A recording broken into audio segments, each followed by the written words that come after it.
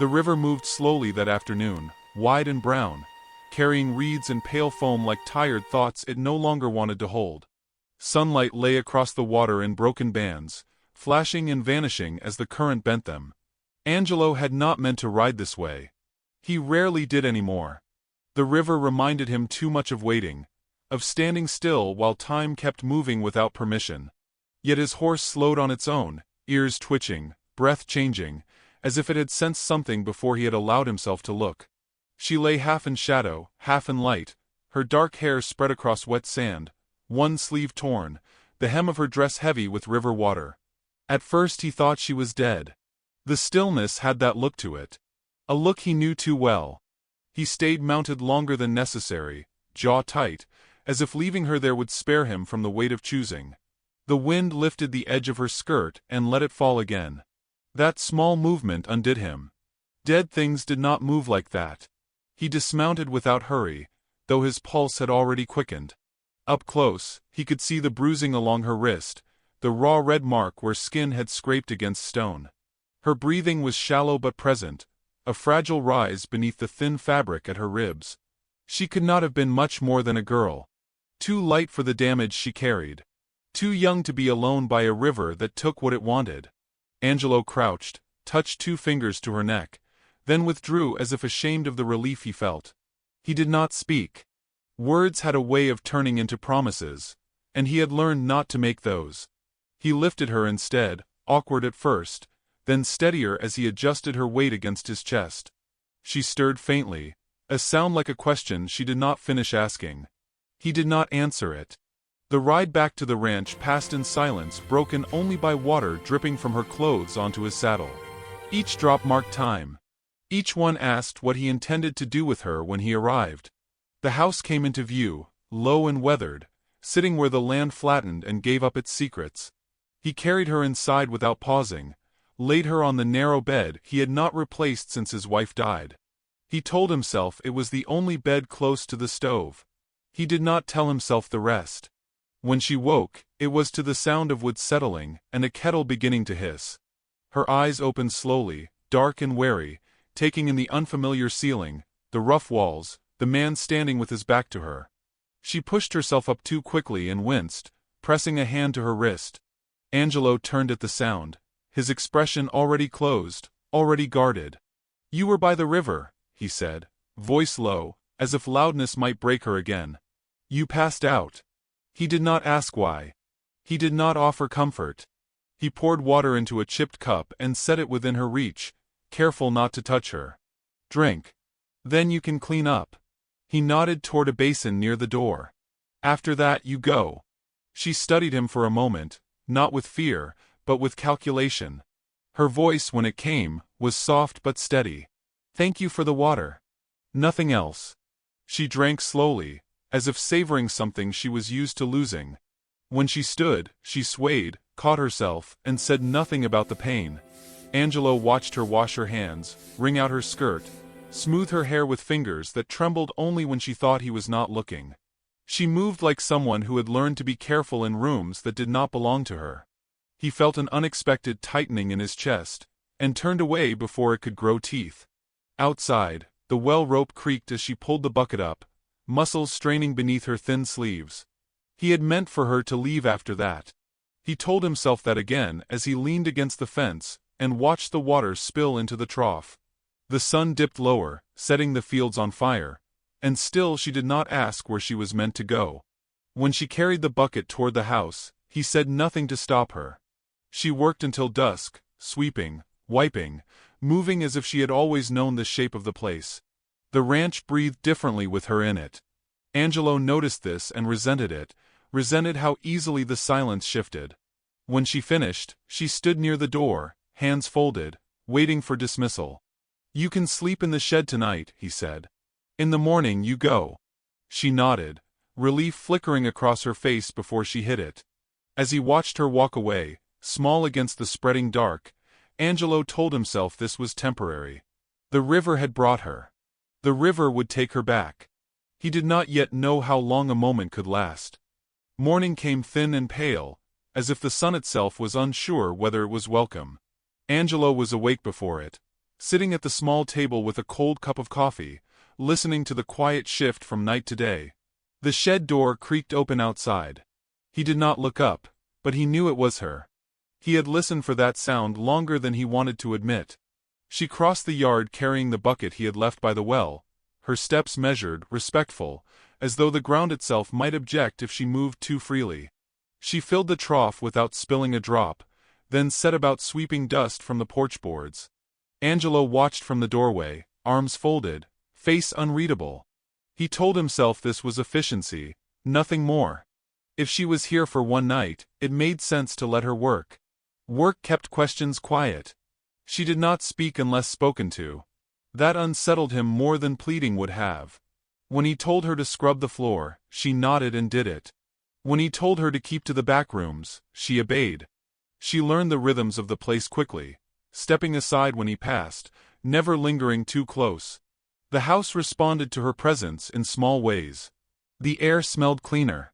The boards no longer groaned in protest beneath every step.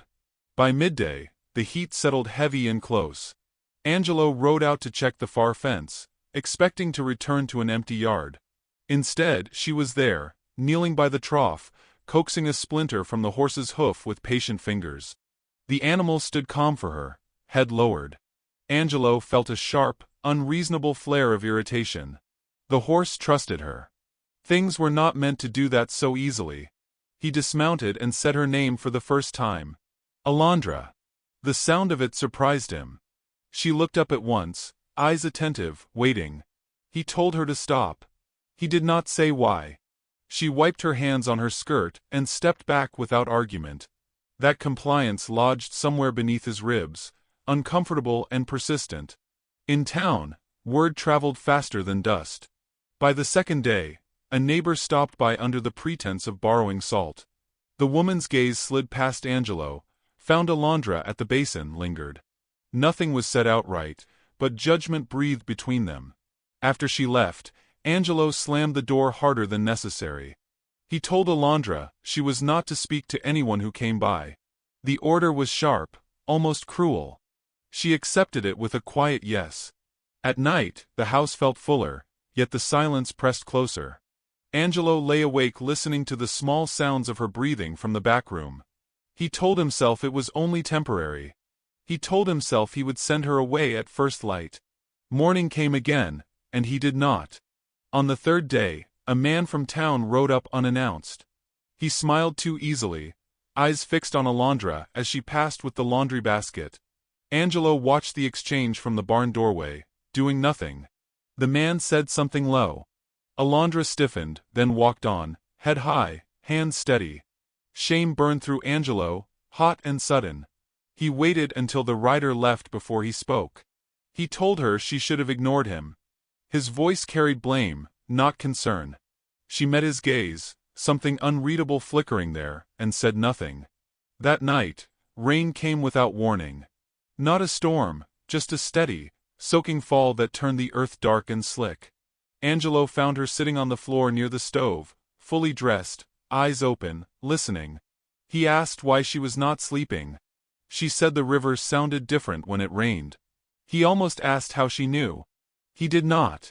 Days folded into each other. Alondra mended a tear in his shirt without being asked, left it neatly folded on the chair. She set aside an extra portion of food, then pushed it back when she thought better of it.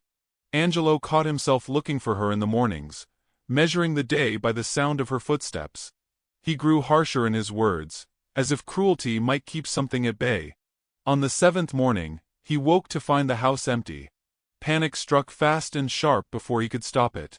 He stepped outside, heart pounding, and saw her at the well, drawing water as she always did. Relief washed through him, followed closely by anger at himself. He told her she was leaving after breakfast. The words came out colder than he intended. She paused, then nodded, as if this had always been expected. She finished her task slowly that day, more carefully than before. Angelo watched from a distance, aware of each small movement. When she finally stood before him, waiting for dismissal, the sun was already low. He opened his mouth to repeat the order. Instead, he said nothing. The silence stretched between them, heavy and alive. Alondra did not move. Somewhere deep inside him, something shifted, fragile and dangerous, and he did not yet know what he would do with it. Angelo did not remember sitting down, only the moment his knees gave way, and the world tilted sideways.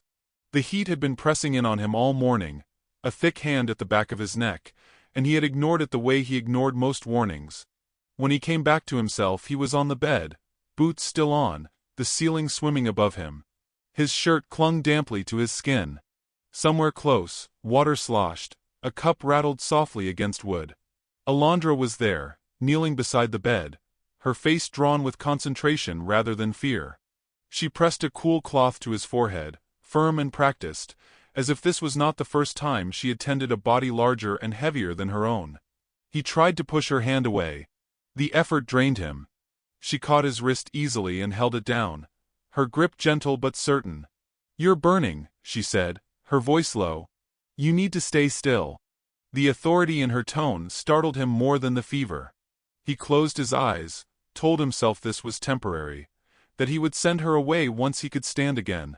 The thought slipped loose and drifted off, replaced by memories he had not invited. His wife's laugh in the kitchen. The sound of her breathing at night. The empty bed afterward.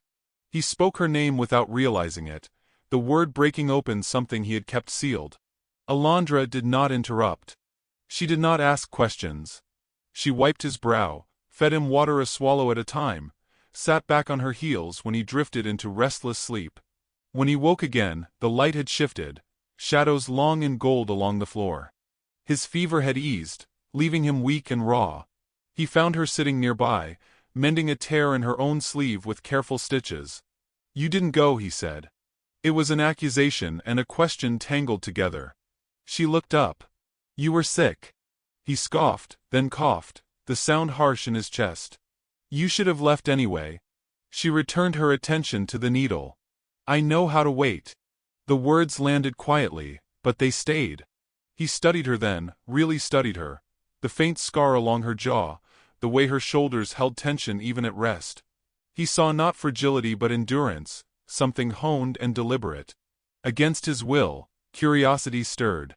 That evening, when the heat finally broke and a breeze crept in from the west, he asked her about the river. Why she had been there. The question surprised them both.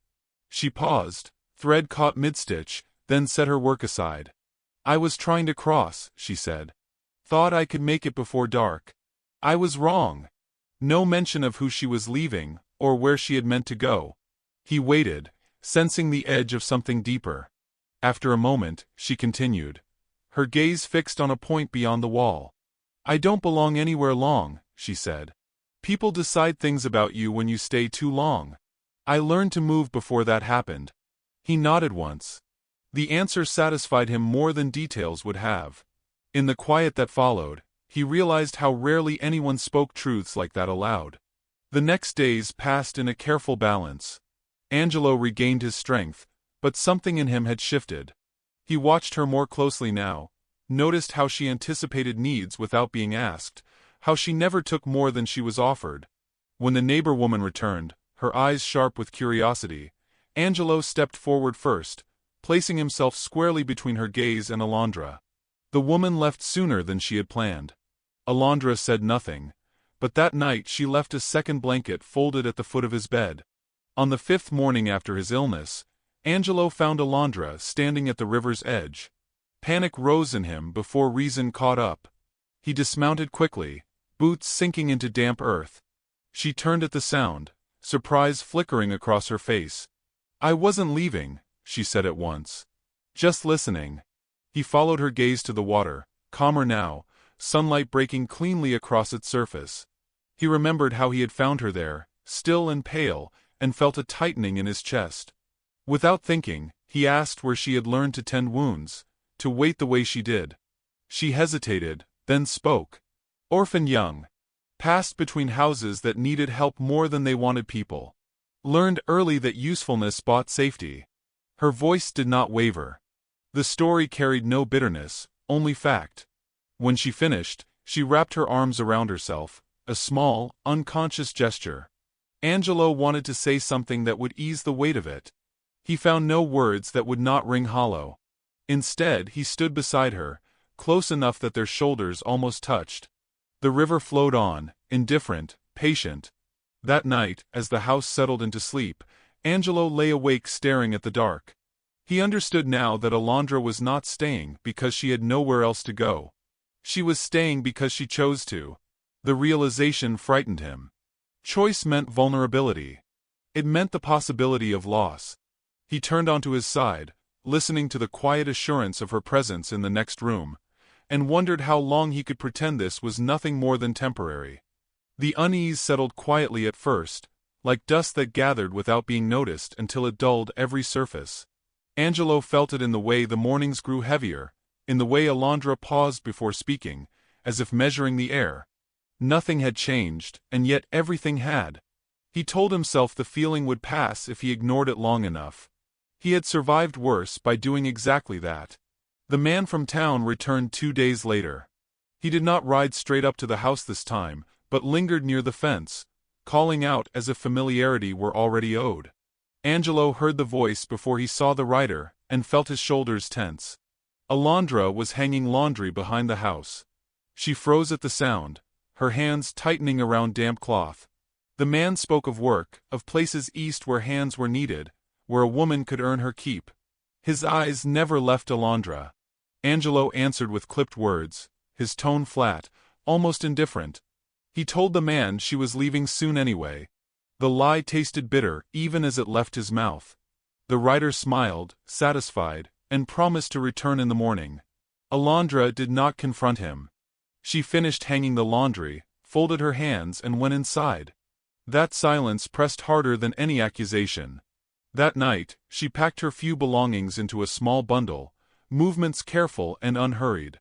Angelo watched from the doorway, his chest tight, saying nothing.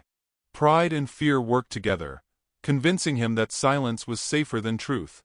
"You should go at first light," he said finally. It sounded rehearsed, as if he had practiced the sentence long before now. She nodded once. "I know." The word landed heavier than he expected. He turned away before she could see the conflict break across his face. In the darkness of his room, he sat on the edge of the bed, fists clenched, telling himself this was necessary. He told himself he was protecting what little order he had left. Still, sleep did not come. Dawn arrived wrapped in mist. Alondra stepped into the yard with her bundle over one shoulder, pausing only long enough to draw water from the well and leave the bucket full by the door. Angelo stood inside, unseen, watching her through the narrow window. Each step she took away from the house felt like a pull beneath his ribs, a slow tearing he could no longer ignore. She did not look back. He mounted his horse without thinking, spurred it hard, dust rising behind him as he followed the path toward the river. The air smelled of damp earth and something like regret. He found her where he feared he would, standing at the water's edge, the river moving steadily past as it always had.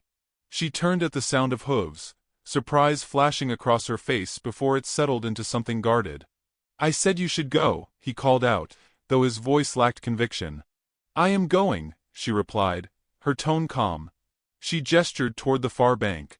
"I just wanted to cross while the light was good." The simplicity of it cut deeper than anger would have. He dismounted, leading the horse closer, stopping a few paces away.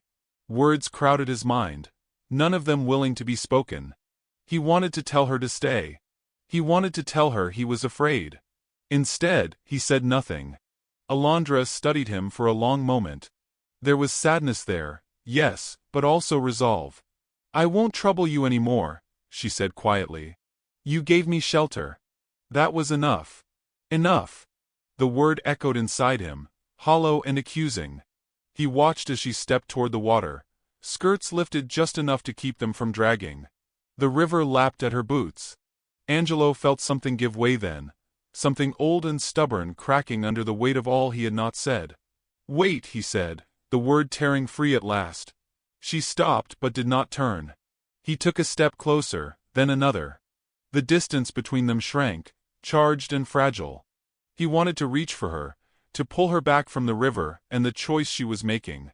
His hands remained at his sides. "I don't know how to do this," he said, the truth rough in his throat. I don't know how to let someone stay. She turned then, her eyes bright with unshed tears, her expression steady. You don't have to let me stay, she said. You just have to stop pushing me away. The river flowed between them, patient and unyielding. Angelo opened his mouth, closed it again. Fear rose, sharp and familiar, whispering of loss and emptiness. He had listened to that voice for too long. Still, the words he needed refused to come. Alondra waited, giving him the space to choose, to speak, or to remain silent as he always had. At last, she nodded, accepting his silence as an answer. She turned back toward the river, stepping forward with deliberate care. Angelo watched her, heart hammering, knowing that if he let her take one more step, the moment would be gone. The water reached her calves, sunlight breaking around her like shattered glass, and he realized he was standing at the edge of something he might never find again. Angelo moved before the thought fully formed, boots slipping on damp earth as he reached the riverbank. His voice broke loose from his chest, raw and unguarded, louder than he meant it to be, as if it had been trapped there too long. Alondra.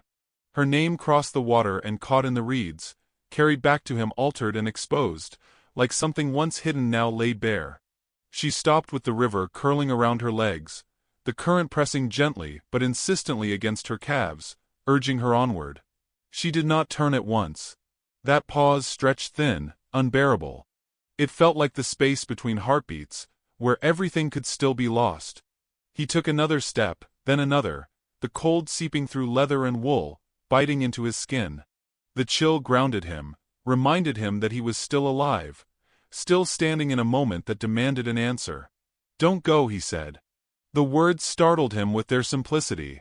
They were nothing like the careful sentences he had rehearsed in silence during sleepless nights. They were not strong or clever or well-shaped.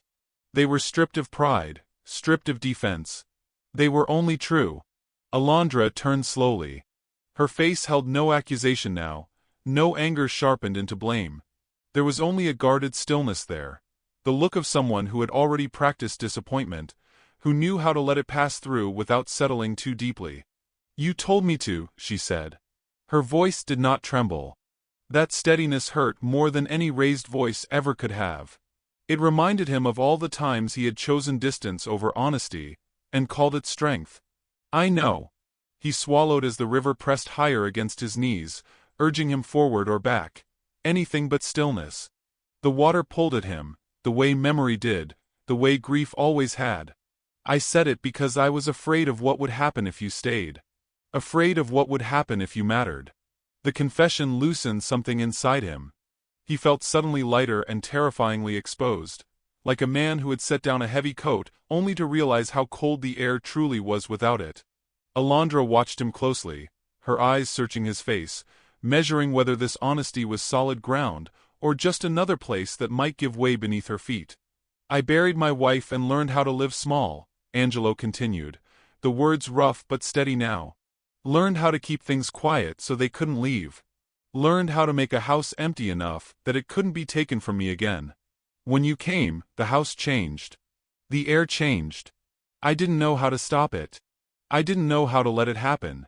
The river moved between them, steady and indifferent, carrying the sky in broken reflections, as if even it refused to hold anything whole for long. Alondra stepped closer, the water rippling softly around her legs.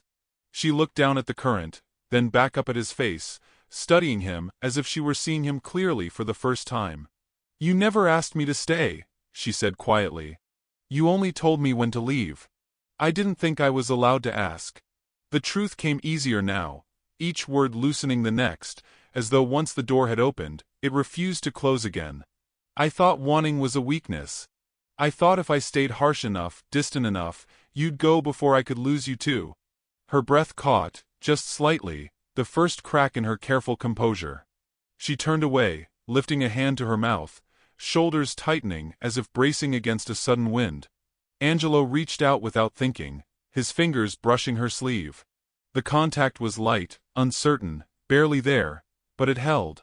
She did not pull away. I stayed because I felt safe, Alondra said after a moment. Not owned. Not useful. Just safe. She turned back toward him, tears gathering despite her effort to contain them, her voice thickening but unbroken. I stayed because you never touched me like I was something to be taken. Because you never looked at me like I owed you for the space I took up. Because you let me exist without asking me to prove my worth every hour of the day.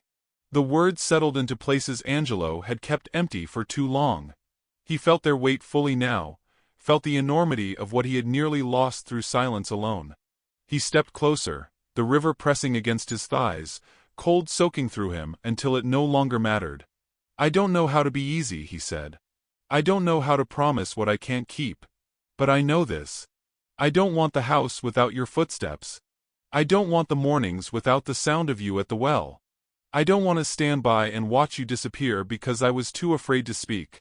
Alondra's tears spilled then, quiet and unrestrained, tracing her cheeks as she shook her head once, overwhelmed by the suddenness of being seen so fully, so gently.